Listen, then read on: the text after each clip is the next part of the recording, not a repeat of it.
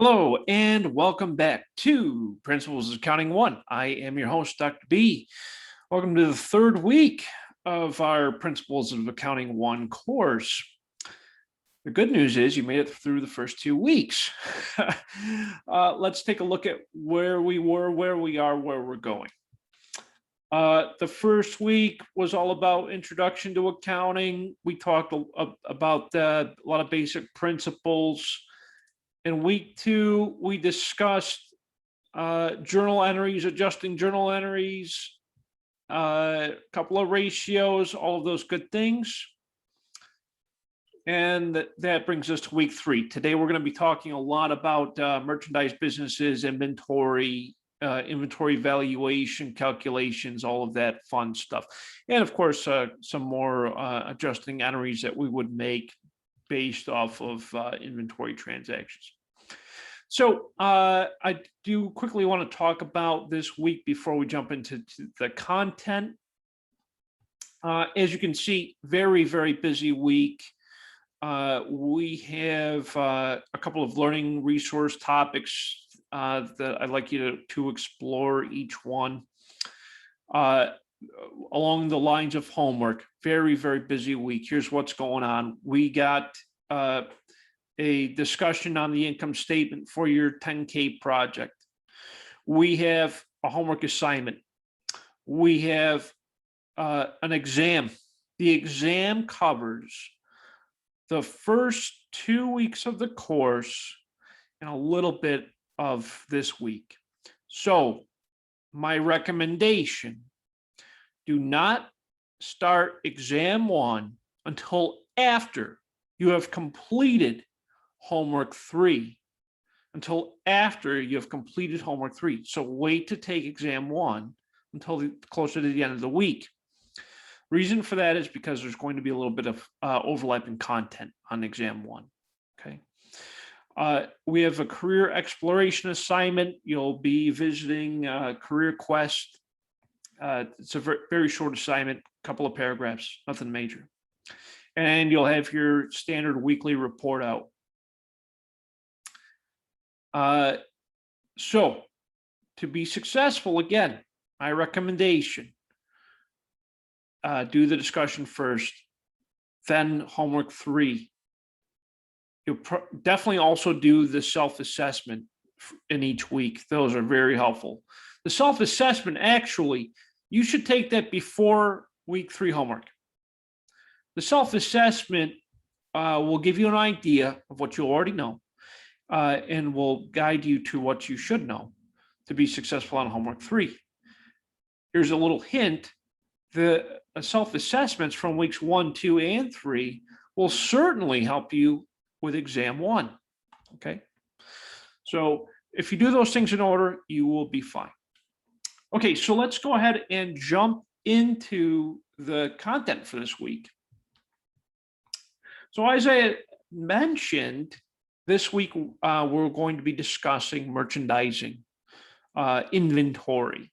We're going to be looking at it from the context of a merchandising business that sells inventory, right?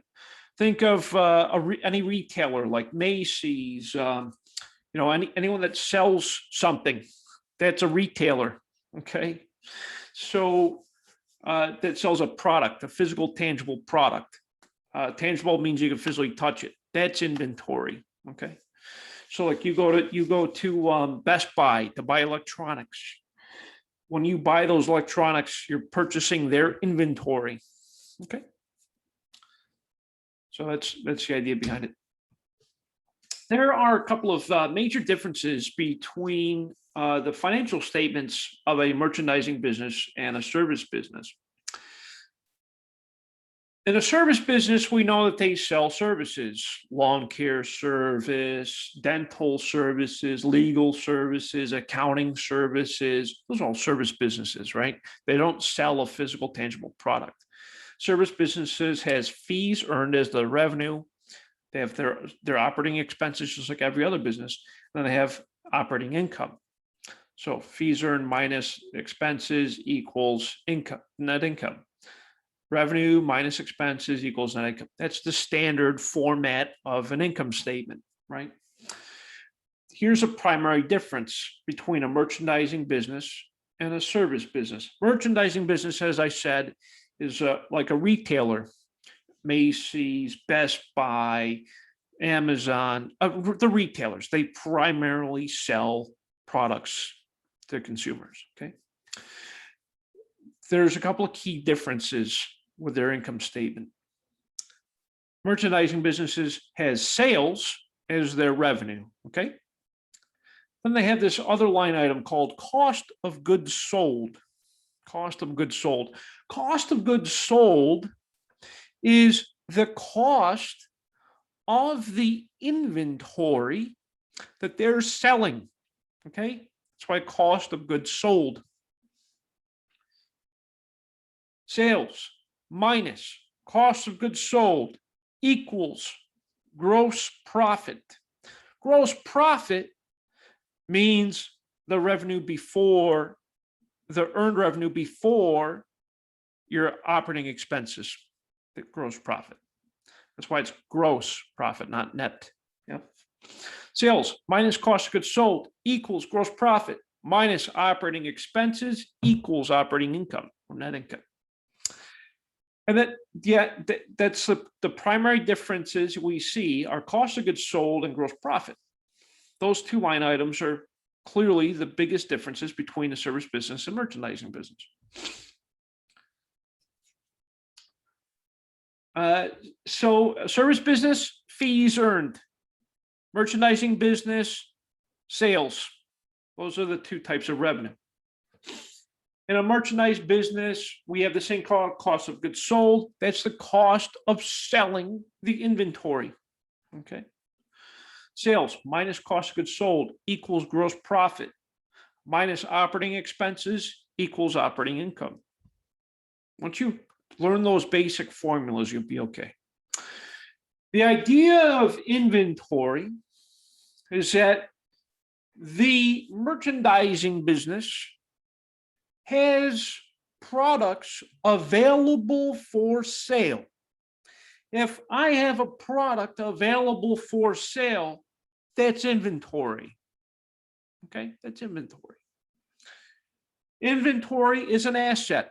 It is a current asset on the balance sheet.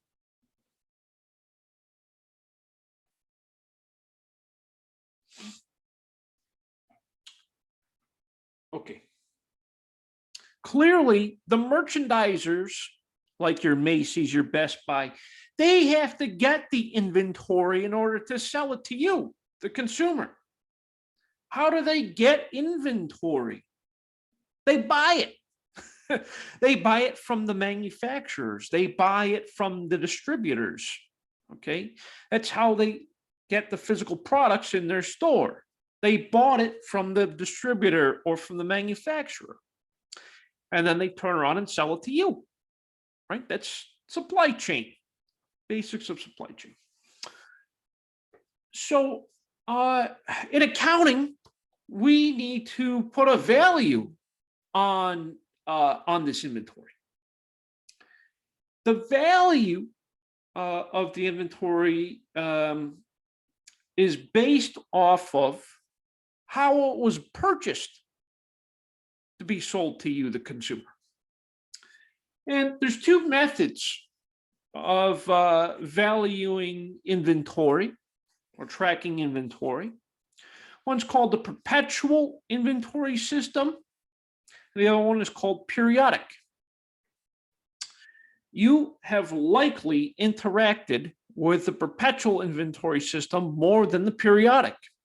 Perpetual means continuous. Okay, continuous. It's continuously updating as things are sold. You go to the store, let's say it's a grocery store. You go to the grocery store and they have this thing at the register. It's called a barcode scanner.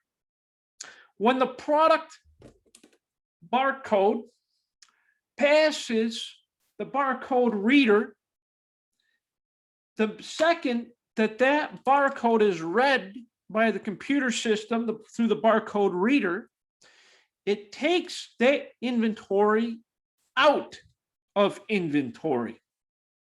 It's perpetual.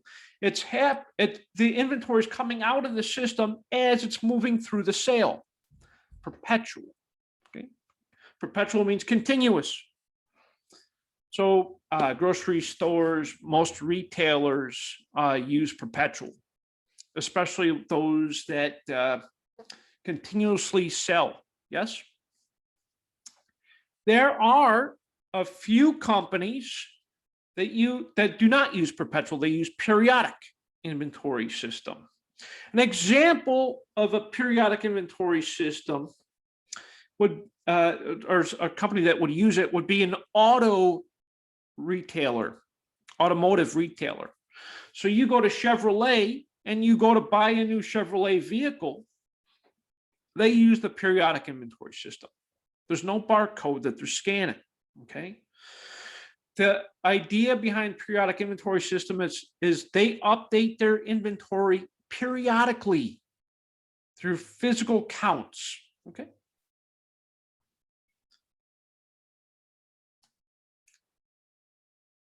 Okay, so let's take a look. So there's a couple of ways to track this inventory. The perpetual system, as I said, it updates regularly as it's moving through the sale process. In the periodic system, we do physical counts.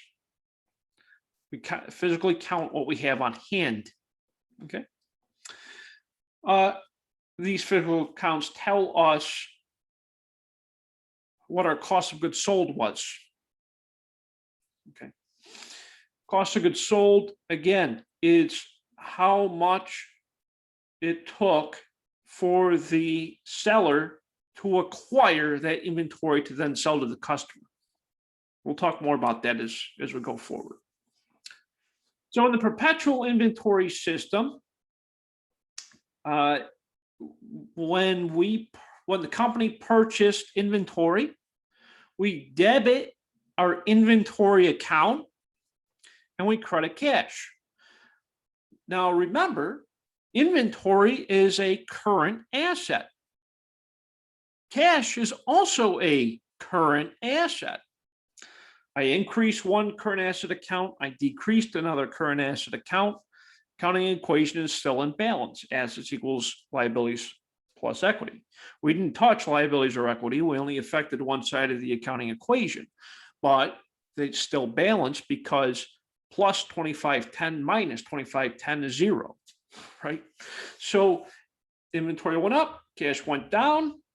This transaction represents the purchase of inventory. Debit inventory to increase inventory. Credit cash to decrease cash.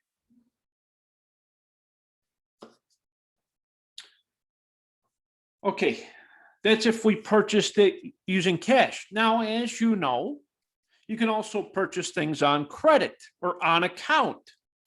So this example shows us what it looks like if we purchased it on account. We debit inventory to increase inventory, and we credit accounts payable, which is a current liability account, to increase accounts payable.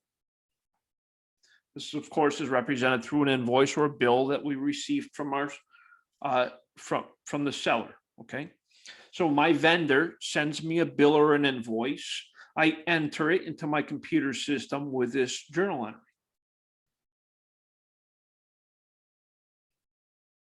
And this is what a standard invoice looks like. You have who it was sold to, the order number, the date it was ordered, when it was shipped, how it was shipped, what the terms are, invoice date, so forth and so on. Okay. Now, I want to call out a couple of key things on this invoice. Okay. Yes, it's important to have dates, of course. Yes, of course, it's important to see who it was sold to, who sold it, how it was shipped. Take a look at this thing. It says terms. Terms. 2/10 net 30. 2/10 net over 30. Okay, what does this mean? You're probably wondering, oh, I've never seen that before. What does that mean? So here's how terms works. Sometimes, actually a lot of times, suppliers will try to encourage the buyers to pay them early. Okay, the cash flow, right? That's the idea behind it. It's like if you pay me within the first 10 days of receiving this invoice, I'll give you 2% discount. That's what this means. 2% discount if paid within the first 10 days. Otherwise, you owe the entire balance in 30 days. 210, not 30. 2% discount if paid within 10 days. Otherwise, you owe the entire balance within 30 days. That's what that means. 210 net 30. 2% discount within 10 days. Otherwise, it's net 30. So that's what the terms are for this, right? So if I want to take advantage of a 2% discount, I'll pay this invoice within 10 days. That's what that means. And then another key factor on the invoice, FOB. FOB means freight on board. Free on board, freight on board. Came from Cincinnati. What freight on board is? Who's responsible for the inventory as it travels to the customer? That's what that means. Quantity 20. I bought 20 copiers at $150 a piece. That's $3,000 total. Hold on just 1 second.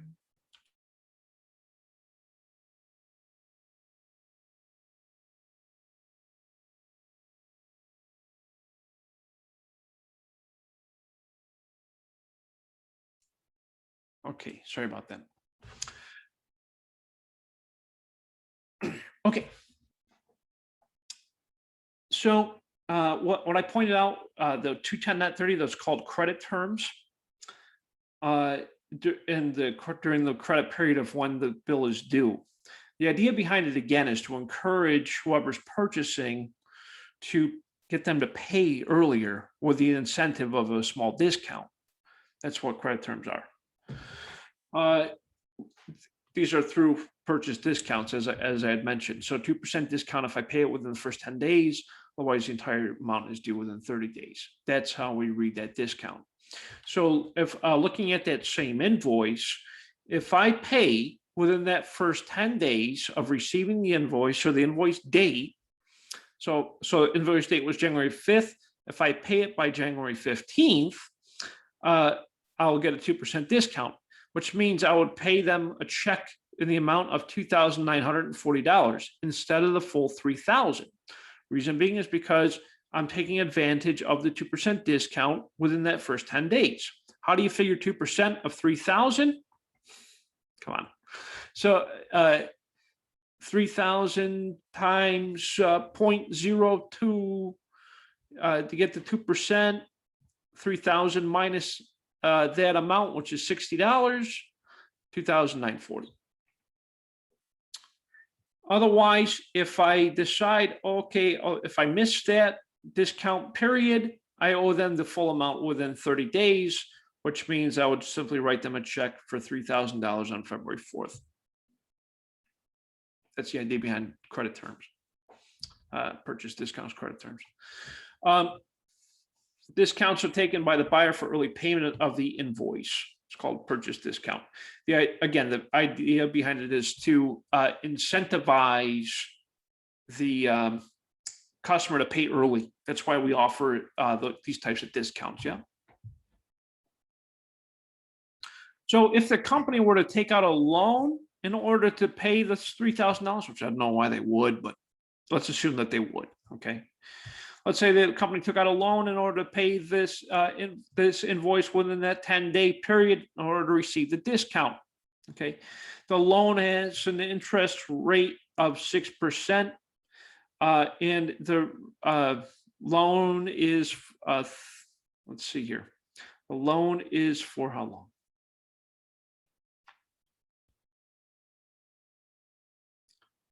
The loan is for what, 20 days? Okay, so the interest rate, or the interest that would be paid over that remaining 20 days if they did not take advantage of the discount would be $9.80. At which point would it really make that big of a difference? The answer is probably not. But it just kind of shows you an example of what would happen if the company took out a loan in order to take advantage of this discount.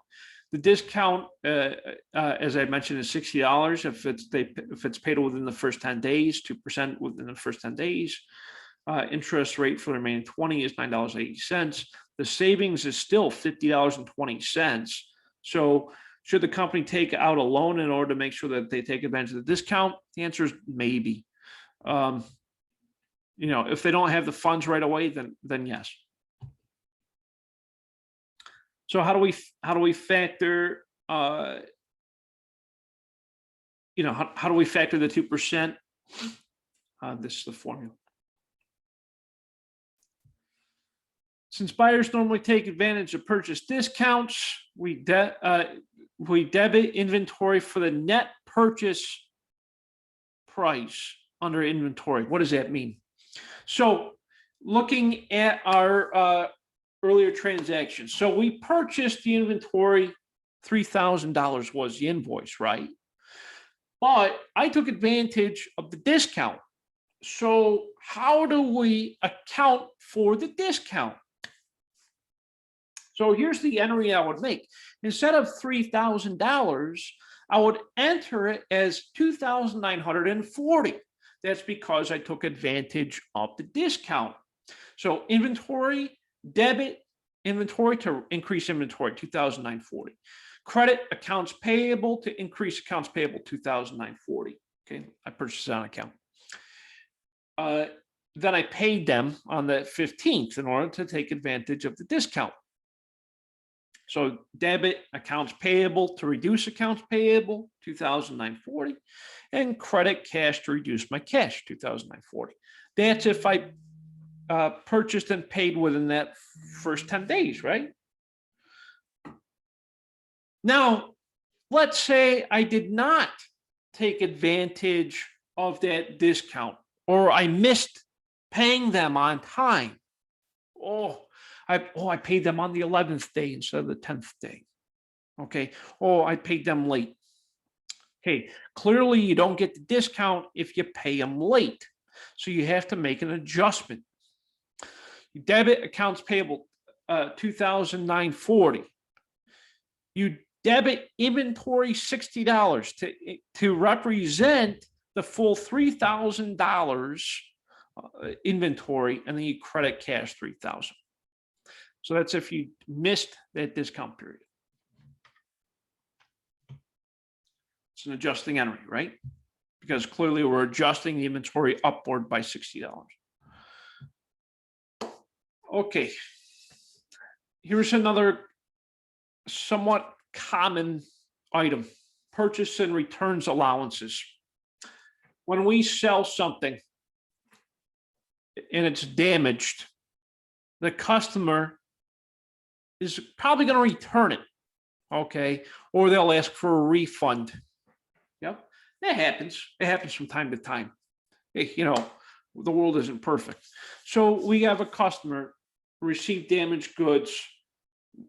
We have an account called purchase returns and allowances.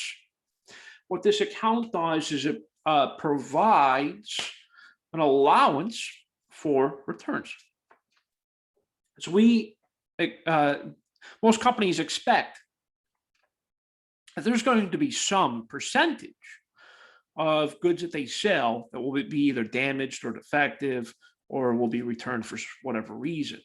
So in either case, we issue a debit memorandum, called a debit memo, to the seller for the return. Debit memo tells the seller why it's being returned, that type of thing. The note goes on the account. It's what a debit memo looks like. So it looks like our company, we purchased some network cards a while ago. and we're returning it for whatever reason. So each network card was $90 a piece. We're returning 10 of them. That's $900. So what this memo does is for accounting, they'll enter it to reduce their accounts payable and increase their inventory because it's being returned to them.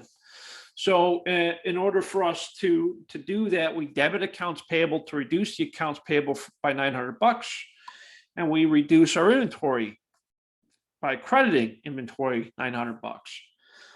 So in other words, earlier in the month, I purchased, X number of these cards from this company, and now I'm returning a portion of them. And so, if I'm returning it, that means I'm sending back the inventory. So that means I have to reduce my inventory. I also reduce my payable to that company.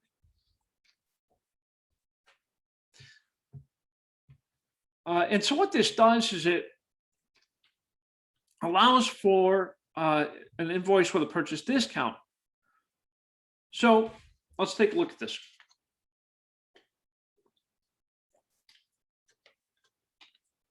So the thing with returns and allowances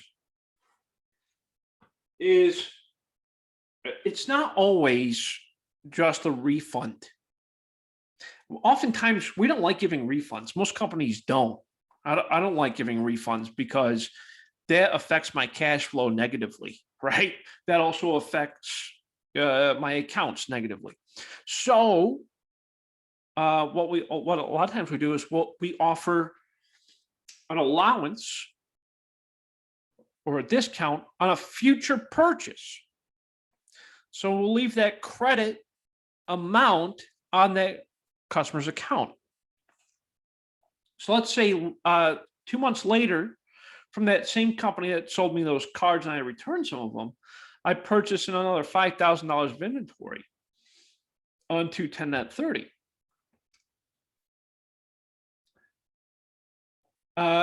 And I returned $1,000 worth of it on May 2nd. May 2nd. Yeah. I returned $1,000 of it May 2nd.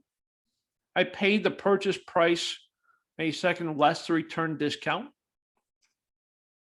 So here's how it works. Now, when I made the purchase originally, I did it 2/10/30, 2% discount paid in 10 days. Otherwise, it's net 30. 2% of $5,000 is $100. So 4,900 is what it was the purchase amount. So the first transaction is I increased my inventory by 4,900, and I increased my accounts payable 4,900. Debit inventory, credit accounts payable to increase inventory and increase accounts payable.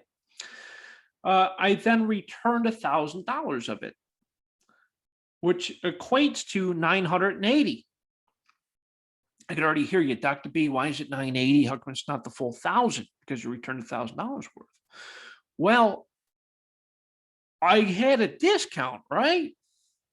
So remember, I had a 2% discount. You can't just return the full amount without a discount, right? If you took a discount on a purchase, you got to give that discount back when you send it back, right? So we would take that 2% discount and apply it to the amount we're sending back. So we debit accounts payable 980 to reduce the account payable by 980.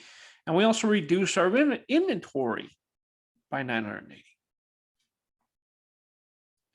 And then the third transaction is I'm actually paying them the difference. In this case, 3,920. How do we get that? We took 4,900 minus the 980. Because clearly I'm only going to pay them for the inventory that I kept, right? So 3,920 debit accounts payable to reduce the payable, and credit your cash 3,920 to reduce your cash. Fun, right? Okay, so with merchandise businesses, sales is our revenue account. Sometimes sales of merchandise or merchandise sales. These are all revenue accounts. So here's an example of a cash sale. It's a very straightforward cash sale. I sold some inventory to customers and for cash. I got cash in. Okay. So March 3rd, I debit cash 1,800. Remember, when you debit cash, you're increasing your cash. Debit cash 1,800. Credit sales 1,800. I'm increasing my sales by 1,800. The reason why we credit sales when we make sales is, remember, sales is ultimately an equity account. Okay, equity. So to increase an asset, you debit the asset. To increase a liability or equity account, you credit them.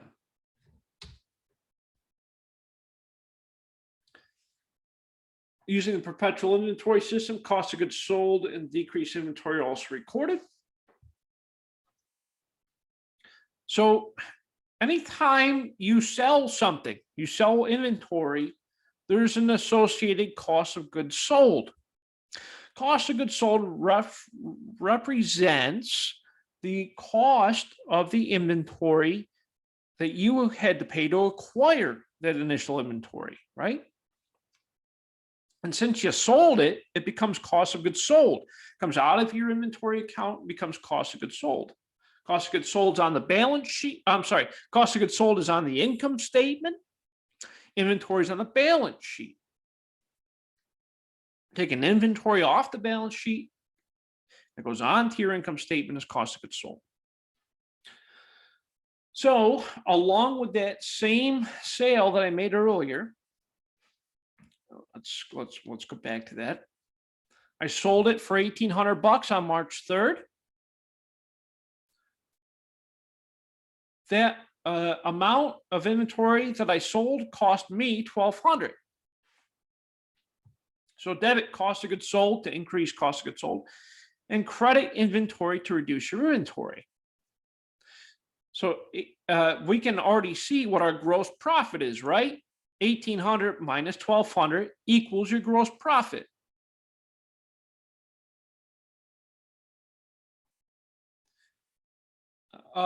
Just to quickly point out, cash sales, cash is not just cash. Cash can also be considered credit card transactions that you are receiving from your customer. Okay, so let's say you own a small convenience store, okay? And you got a customer that comes in, one of them gives you cash for a bottle of water, okay? Another customer comes in, buys a bottle of water, and they use their card to pay for it. The swiping of the card, it's still cash. It still goes to your bank account, the seller, okay? We treat credit card sales the same way we do as cash. Now, here's a difference, okay? Here's a difference. The difference is the customer that used the credit card, you, the retailer, you have to pay the credit card company a small fee. Choose MasterCard, Visa. They charge, I believe it's 3% of sales. And American Express, I believe, charges 5% of sales. Okay, that's why you don't see American Express being accepted everywhere. So these fees are paid to a clearinghouse. The clearinghouse is a small company. What they do is every time the card gets swiped, the money goes from that customer to a clearinghouse and then ultimately to your bank account. The difference here is that clearinghouse, they're going to collect a small fee for providing that transaction to happen. That's what that is. And those are just simply expenses. They're recorded as an expense on your income statement. So to record that expense, in other words, we will get a bill from the credit card companies saying, hey, this is how much you owe us for the transactions that we've made. You debit credit card expense and you credit cash. Debit credit card expense to increase the credit card expense, and you credit cash to reduce your cash. You do it at the end of each month. Again, this is typically one of those adjusting entries that you would make. Okay, here's another example. We sold merchandise on account for $18,000. The cost of goods sold was $10,800. So here, when it comes to merchandise transactions, there are two separate transactions that you need to enter. The first one is to represent the sale. The second one is to represent the cost of goods sold and the reduction of your inventory. So we debit accounts receivable, since we sold on account. And we credit sales to increase your sales. The second part of this transaction is we debit cost of goods sold to increase cost of goods sold. And we credit inventory to reduce our inventory.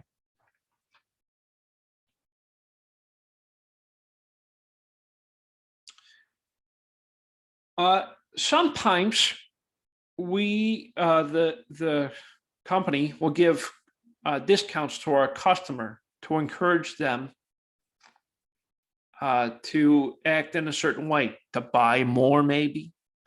You've probably heard of a bulk discount. Oh, if right now we're running a sale.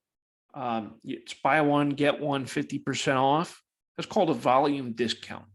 It's to encourage them to buy more. Right? That's why you'll see retailers do sales like that. Or if you buy 6 of these, it's 30% off. That's a volume discount. The idea behind it is you sell more, right? That's the whole incentive. A sales discount encourages the customers to also pay their invoices early. So just like the invoice I showed you earlier that we got from our vendor, we can also do the same thing to our customers who purchase on account. We could say, oh, thanks for your purchase. I'll give you a discount, 2% discount if you pay me within the first 10 days. Otherwise, it's net 30. And so the idea behind this is to encourage your customer to pay you early. Yeah, it helps with cash flow. It helps tremendously. So, okay, so our company, we sold $18,000 of merchandise to our customer on March 10th with terms to 10 net 30. So I would record the transaction as debit to accounts receivable, $17,640, and credit sales, $17,640. Why is $17,640? It's a 2% discount, and it's within the first 10 days. 2% of 18,000 is 17,640. So 18,000 minus the 2% discount.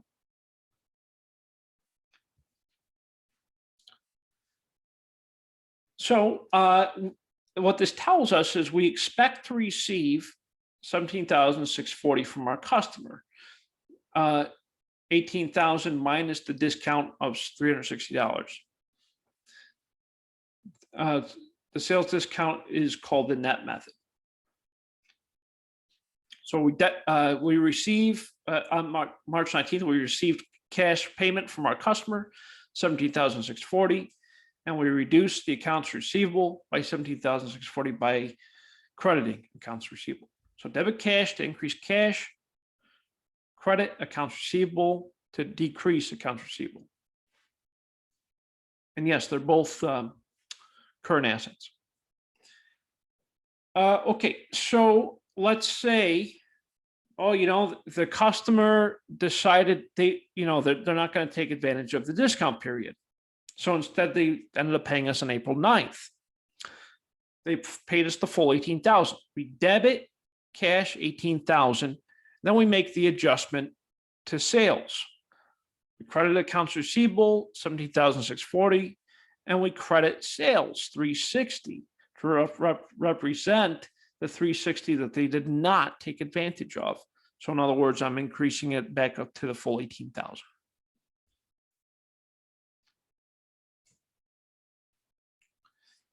A lot of times we need to estimate returns. Estimate of returns, it basically tells us that we expect that we will have returns of our inventory for, maybe they're damaged, maybe the customer didn't like it, for whatever reason. So oftentimes what retailers do is they have this account called estimated returns inventory. It's exactly as it sounds. It's an estimate of the amount that they expect that will be returned to them. So let's assume on January 15th, one of our customers returned merchandise with a sales price of $3,000 for a cash refund. Ugh, I don't like cash refunds. The inventory originally cost us $2,100. So a customer wants cash refund, no problem. This is the transaction that we would make. The first thing we would do is debit customer refunds payable, $3,000. Credit cash to reduce the cash, $3,000. We're putting this back into our inventory. It's not damaged, we can resell it. Debit inventory, $2,100 to increase inventory, and credit estimated returns inventory, $2,100. What this does, it reflects the return, yes. And so these are the types of transactions that we would make otherwise. If it's a cash refund, debit customer refunds payable, credit cash. When they return, if they don't return the merchandise, that transaction rarely happens. Once in a while it does. When the customer does return the merchandise, debit customer refunds payable, credit cash, debit the inventory, credit estimated return to inventory. If the other one represents a credit memo. A credit memo is like saying, hey, you know what? I'm going to put a credit on your account because I know you're going to be purchasing from me again in the future. And so in that case, there's no cash changing hands, right? Okay. How do we get inventory to and from our customers? How do we get inventory to and from our vendors? Through freight. It's being shipped to us. The terms on the invoice will say FOB, free on board. There's a couple of other different types of terms. What this does is it tells us who is in control of the title of ownership as the inventory physically passes from the seller to the buyer. FOB is free on board shipping point. What this one is it tells us that the buyer pays for the freight costs from the shipping point to the final destination. There's also free on board receiving point. That's when the opposite's true.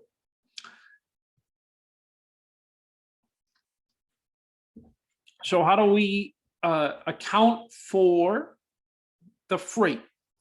The freight is a part of the cost of the inventory. Okay, freight is a part of the cost of the inventory. So we include freight in inventory. Of course, we do that through a separate journal entry. So in this example, June 10th, we purchased inventory for $1,200 on account. So debit inventory, increase inventory, credit accounts payable to increase accounts payable. It cost us an additional $50 in freight. So we debit inventory again, $50, and we credit cash to represent the payment of the shipping cost. Now, the reason why we include freight in the cost of inventory is the cost of inventory is representative of the cost of acquiring the inventory available for sale. Okay.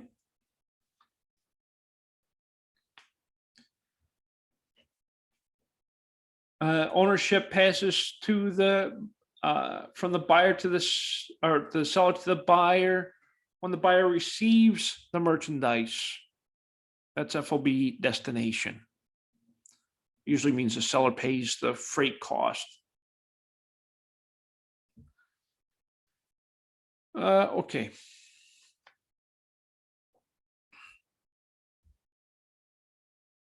Here's an example. Our company sold merchandise. We sold to our customer on account $700. FOB cost of goods sold is $480. We paid the freight on that, $40. That's nice of us, right? So here are the transactions.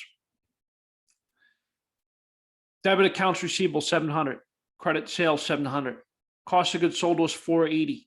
Debit cost of goods sold, 480. Credit inventory, 480 to reduce the inventory. We paid the shipping cost. That's just a simple expense to us. Okay, very nice of us to do. We could have easily included that in the sale price, but we didn't. So debit delivery expense, $40. Credit cash to pay for the shipping, $40. Very common. You know, when you purchase something on Amazon, it says, oh, it's free shipping. Yeah, it's free to you. That means the seller's paying for the shipping.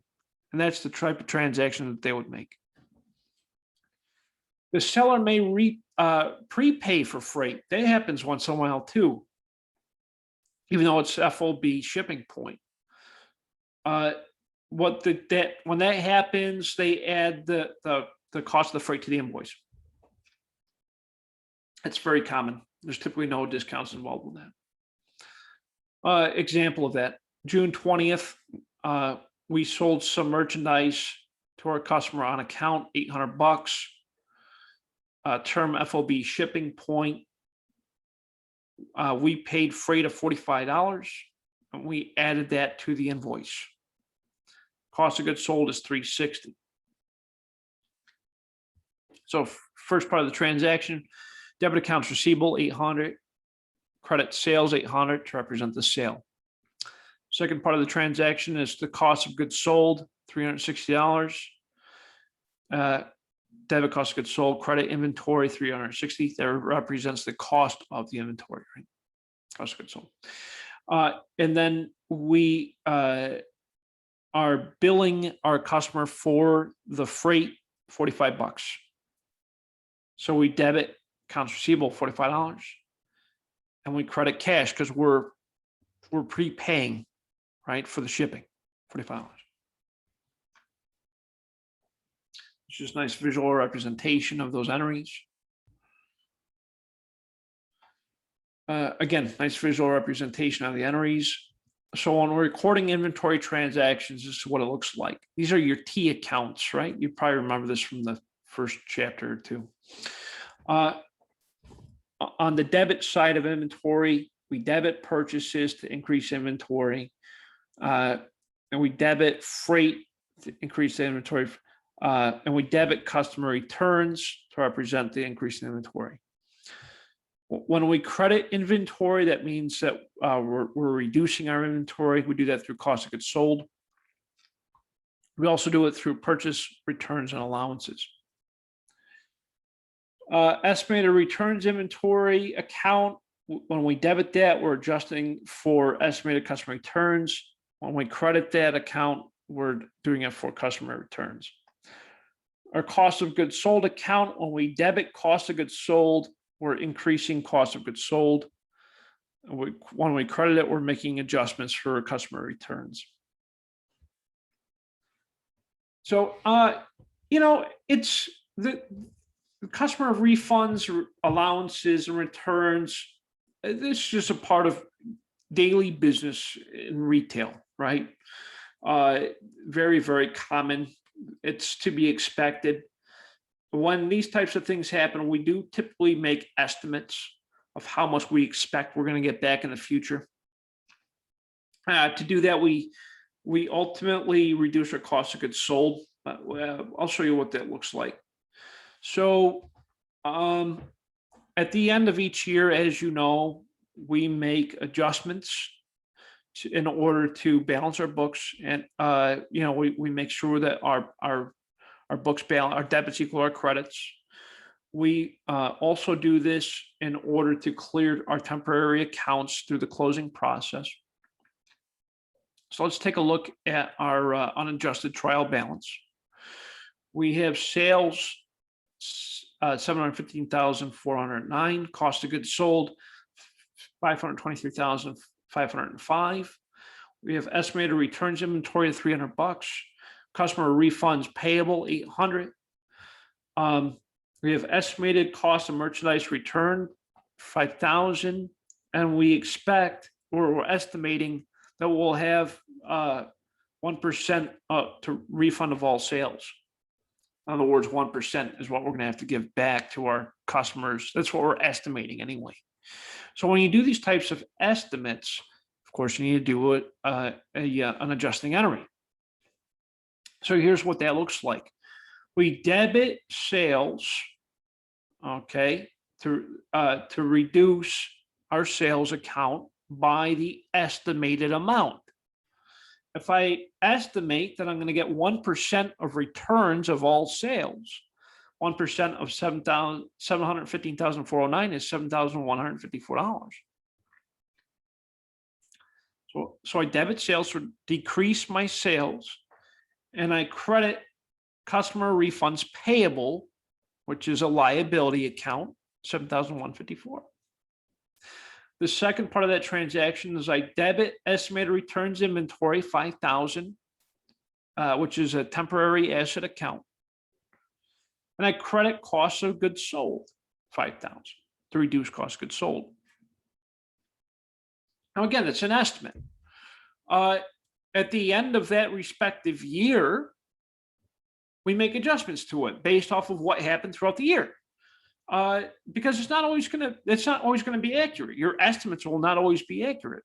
So when there are changes, we make those changes accordingly by the end of the year, right? And how do you do that? You do that through the adjusted trial balance. Adjusting entries are posted to the ledger, as you know, and the adjusted trial balance is prepared. It's all part of the accounting cycle. You all learned about that last week. Looking at the adjusted trial balance, debits equal our credits. We look through all of our accounts in this process.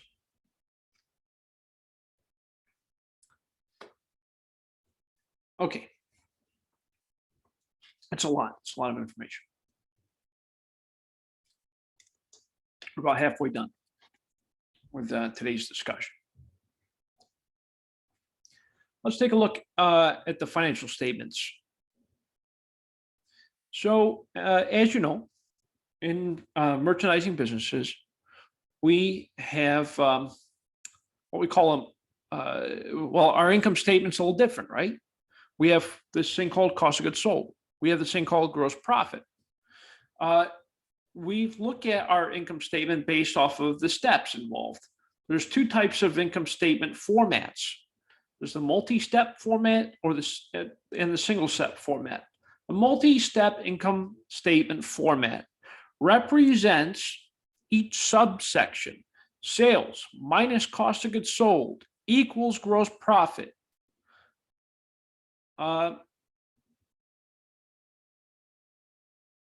Minus your operating expenses equals your operating income. Minus other revenue and expenses equals net income. That's the multi-step format. We can see the different subsections, right? Sales minus cost of goods sold equals gross profit. Minus operating expenses equals operating income. Minus other equals net income. That's the multi-step format. and the amounts are representative on each line item. Cost of goods sold is also known as cost of merchandise sold, cost of sales. Mostly you'll just see it listed as cost of goods sold. That's the most common. Sales minus cost of goods sold equals gross profit. Minus your operating expenses equals operating income.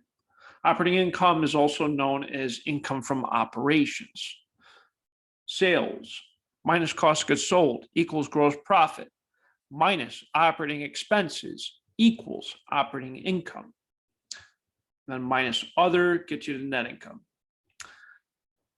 Involved with sales, selling merchandise, we have this thing called selling and administrative expenses. It's a line item on the income statement. It's called selling and administrative expenses. Okay.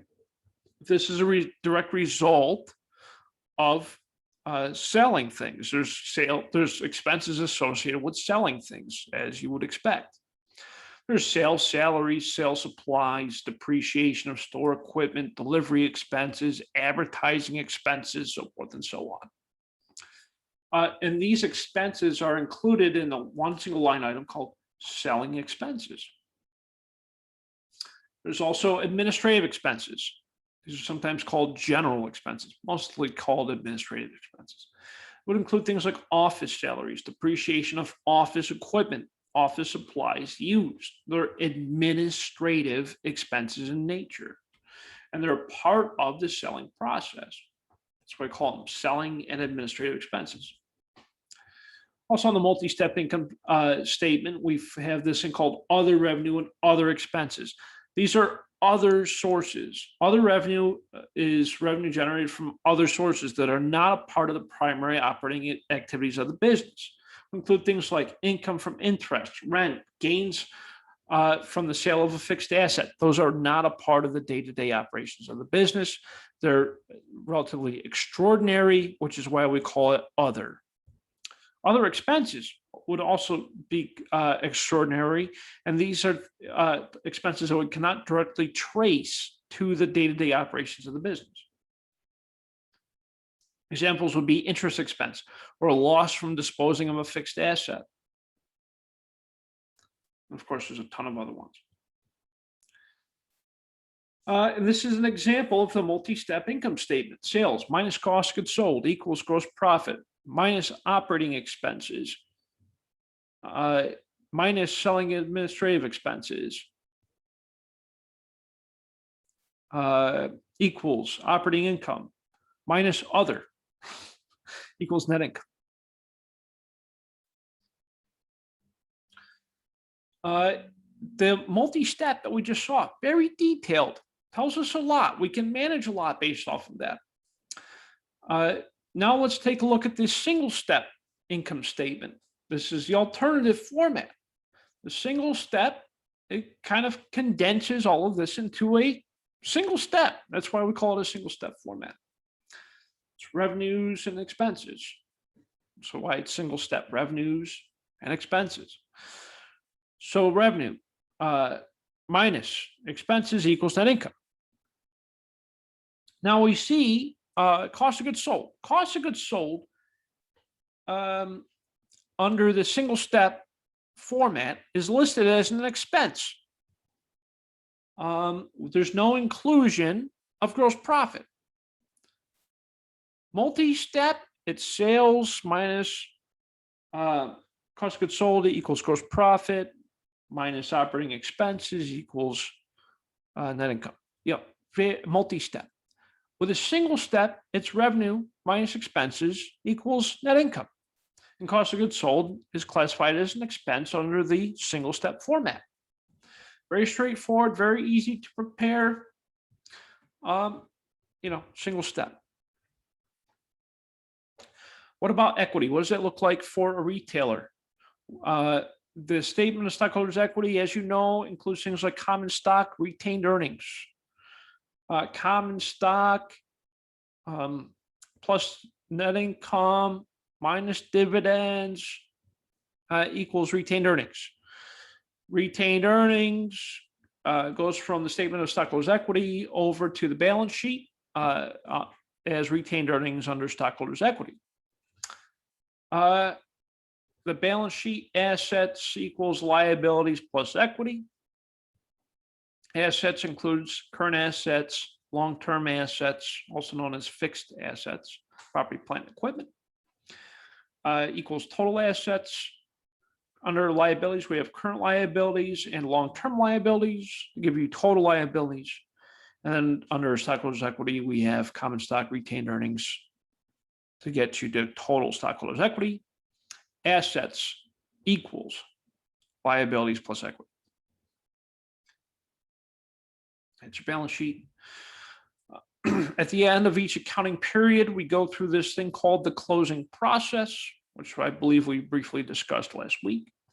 In the closing process, the idea is that we close temporary accounts, which is how at the end of each accounting period, we get the income statement to start off at zero. Okay, income statement, those are all temporary accounts. So how does it work? Your revenues and your expenses get closed out to the retained earnings account, okay, through net income. So when that happens, you're basically reversing the revenue and the expenses. To reverse them, instead of crediting sales to increase sales, we debit sales to decrease sales by that same amount. And then for your expenses, it's the opposite. You credit all your expenses instead of debiting them to reduce those. And then you close all of those out to retained earnings. And then retained earnings, of course, as you know, goes onto the balance sheet. Well, first goes to saving retainers and then to the balance sheet. But through that closing process, we perform the post-closing trial balance. We close out all of our temporary accounts to the stockholders' equity account, and so forth and so on. That's what your post-closing trial balance looks like. It's a list of all your accounts, and remember your debits will always equal your credits. When we talk about inventory, it's very important for retailers to safeguard their inventory against damage or theft and to report inventory on the financial statements.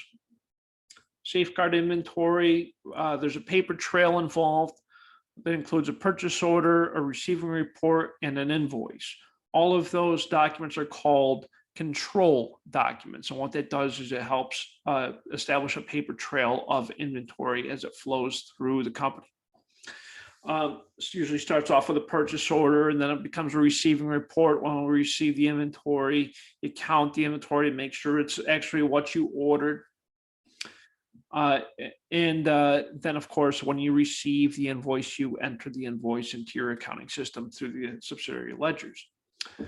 We do a physical inventory count. We typically do that at the end of each fiscal year. Sometimes in the middle, depends, you can audit your inventory to make sure that everything matches what's on your books, that everything's accurate and true. And the idea behind it is to ensure that you haven't experienced any loss from theft or from damage. Now, a very important concept I want you all to understand is how do we value inventory? There are 3 different methods to valuing your inventory. First one's called first in, first out. Next one's called last in, first out. And the third is called the weighted average. The first in, first out method, what this does is it calculates the cost of inventory based on the physical flow of the inventory. First in, first out. I received this bottle of water from my vendor. I received it in first. I sold it first because there's an expiration date. Okay. Who uses first in, first out the most? Grocery stores. They want to get their oldest product out first. First in, first out. That's the idea behind it. Yeah. And the cost flow is associated with the order of which it occurred. The opposite is true with last in, first out. Last in, first out is commonly used by retailers that do not have perishable products like Best Buy, for example, they probably use last in, first out. And that's where the cost flow follows. The last cost is the cost of that inventory. So if I got this bottle of water in last, I would sell it first. Okay. Although I wouldn't, because water's perishable. And then weighted average cost. This is where we average all of the respective costs together. So think of how retailers purchase inventory. Think of the flow. Okay. They don't just. It's not just one purchase for the month, right?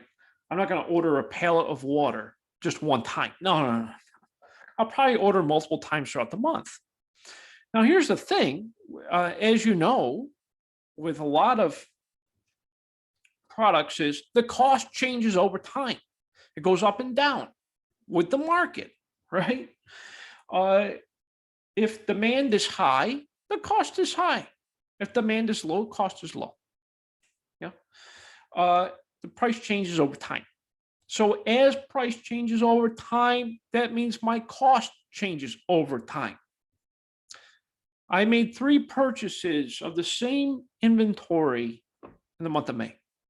May 10th, I purchased 1 unit at $9.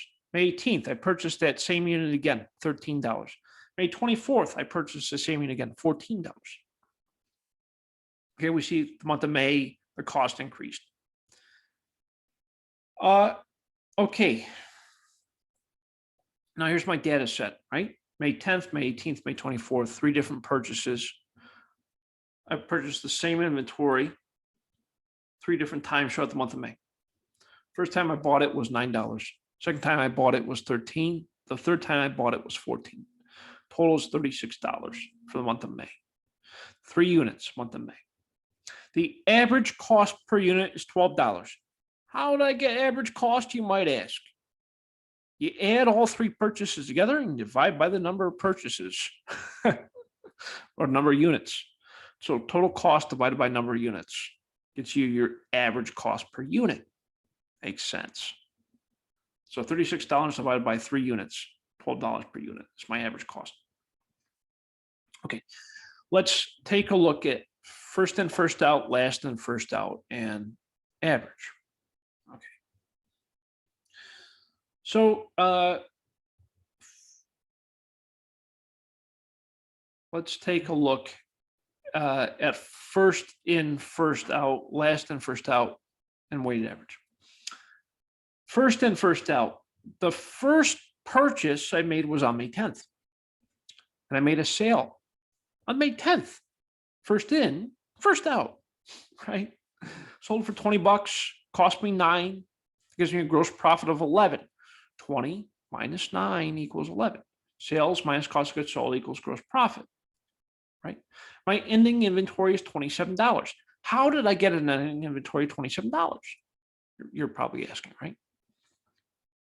Because on May 18th, I purchased inventory at $13, and on May 24th, I purchased inventory at $14. 13 plus 14 is 27. Ending inventory. It's what I'm left over with. Yeah. May 18th, first in, first out. Sale. On May 18th, I sold 1 unit, $13. 20 minus 13 is 7. Ending inventory is 23. How 23? 9 plus 14. May 24th, made a sale, $20. Cost of goods sold 14. Gross profit is 6. Ending inventory is 22. Okay, now let's do a deeper dive. First in, first out. First in, first out means the first one came in is the first one to leave. Weighted average is the average. Last in, first out is the last one came in, and it's the first one to leave. So if we look at the flow, first in, first out. May 10th, $9. Gross profit's 11. 20 minus 9 is 11. Ending inventory is 27. Okay. So first in, first out, my cost of goods sold is $9. How do I know that? The first purchase it cost me was $9. It was the first one to go out. It's $9. What about last in, first out? Under last in, first out, my cost of goods sold is 14. How do I know that? Well, the last purchase I made, it cost me $14. Last in, first out, cost of goods sold 14. What about the weighted average? Weighted average is you add up all three purchases and divide by the number of purchases. $9 plus $13 plus $14 divided by 3 is 12. So the average cost of goods sold is 12. And those are the three different methods of inventory. Under the perpetual inventory system, remember, perpetual means continuously updates. Here's one unit of inventory that I sold and bought and sold and bought over time. I purchased 1,000 units January 1 at $20. My beginning inventory, 1,000 units at $20. I sold 700 units, $30 per unit. On January 4th, I purchased another 500 units at $22.40. I sold 360 units on January 22nd. I sold 240 units January 28th. I purchased 600 units on January 30th for $23.30. Using the first in, first out method, my cost of goods sold per unit would be, using the first in, first out method, my cost of goods sold unit would be $20. You know, it's relatively straightforward. First in, first out.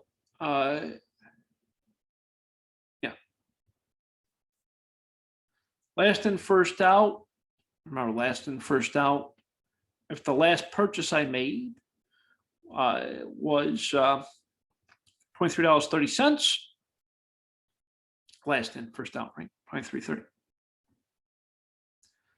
Weighted average. I made three purchases, 20, 21.50, and I'm sorry, 20. Yeah, 21.50, 22.85. You get the average. Very straightforward stuff. The first example is a lot better. So I'm going through this one a lot faster. So as you're going through, take your time understanding first in, first out, last in, first out, weighted average. A couple more examples for you to take a look at. The PowerPoint presentation, of course, is uploaded to the discussion area along with this video. Okay, the weighted average cost. It's very straightforward to calculate. You take the total cost of units available for sale divided by the units available for sale. So in our earlier example, total cost of units available for sale was $45,180. I had 2,100 units available for sale, giving me an average weighted cost $21.51 per unit. Very straightforward. Okay, remember the way this works: beginning inventory plus purchases gets you cost goods available for sale, minus ending inventory equals cost of goods sold. It's another way of finding cost of goods sold.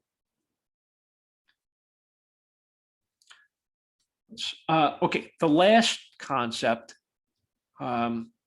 is called the lower cost of market.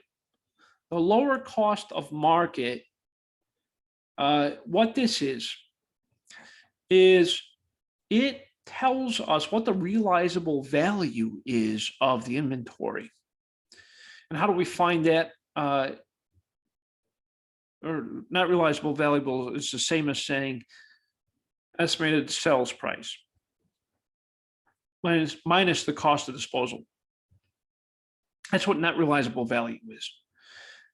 And what this tells us is what's the market price of the inventory? How much is it worth right now on the open market? How do we find that? You take your estimated sales price minus your estimated sales expense to get your market value. So estimated sales price minus estimated sales expense to get market value. That's how you compute the lower cost of market. And so the inventory value at 650, because it's the lower cost of the market value. Original cost was $1,000. My market value is 650. Therefore, the inventory value is 650. It's the lower of the two, lower cost of market.